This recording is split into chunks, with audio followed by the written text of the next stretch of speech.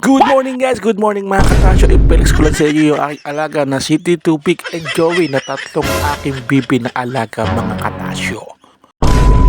So guys, good morning mga katasyo. Yan, isang mapagpalang araw po ngayon. Siyempre mga katasyo, isang panibagong araw at isang panibagong vlog po tayo ngayon mga katasyo. Siyempre, with Master C yan mga katasyo. Yan, yung aking pamangkin. Ayan o, kita nyo naman. Nakita rin sa likod mga katasyo. Medyo nagpapaaraw yata sila dyan ng kanyang mama mga katasyo. Siyempre mga katasyo, pakikita ko po sa inyo ang ating ginagawa kapag ka po araw po ng siyempre mga katasyo, araw po ngayon ng Martes mga katasyo. Yan, palibasa nga po nauwi tayo ng maaga. Ayan, siyempre mga katasyo, diligan natin yung ating mga halamang gamot dito sa may likuran namin mga katasyo. Yan, papakita ko po sa inyo yan. Mayroon po tayo dyan mga asitaba, pandan, oregano mga katasyo, at saka po syempre mga katasyo banaba.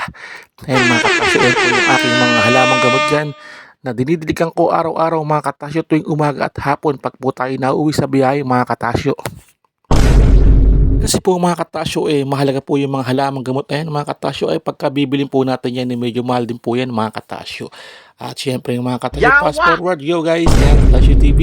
Isang mapagpalang araw po ngayon mga katasyo. At syempre, dire-diretso lang po tayo sa ating gagawin. Syempre mga katasyo, pumasok po tayo sa kubo. At syempre mga katasyo, ayan yung ating syempre tanglad, tapos kamatis at saka sili mga katasyo. Yan po yung ating mga halaman.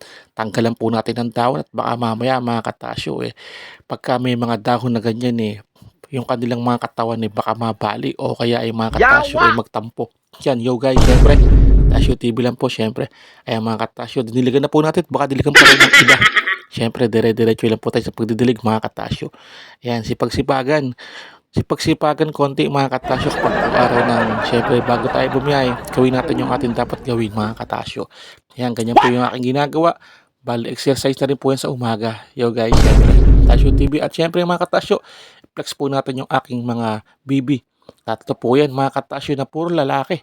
Ayan, si Tito Big and Joey mga katasyo. Ayan, pinangalanan ko na aking mga bibi. Tignan nyo naman mga katasyo, kalalakas nila.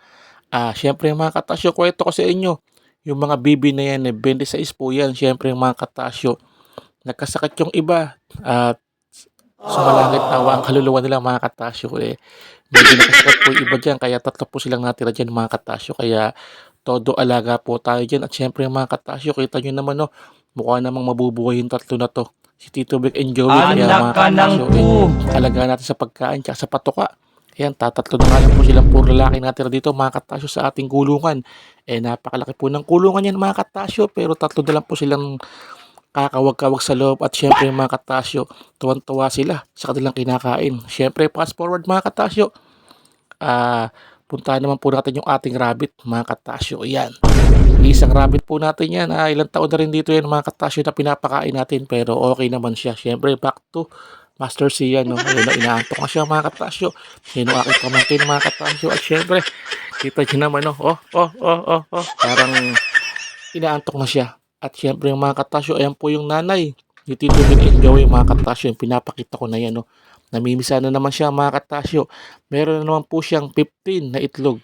At syempre mga katasyo, puntahan pa natin yung isa, yung kanyang kapatid na namimisa na rin mga katasyo. Kaya pala nawawala, hinahanap ko. Akala ko magkasama sila, humiwalay na pala mga katasyo riyan. Ayan siya sa may puno ng niyog. Nangingitlog at namimisa na rin pala. Syempre mga katasyo, flex po natin yun yung aking pabangkin na si Master C yan. Ayan, kita nyo naman Haha. Maraming salamat po sa panood. Happy Facebook po. Yo.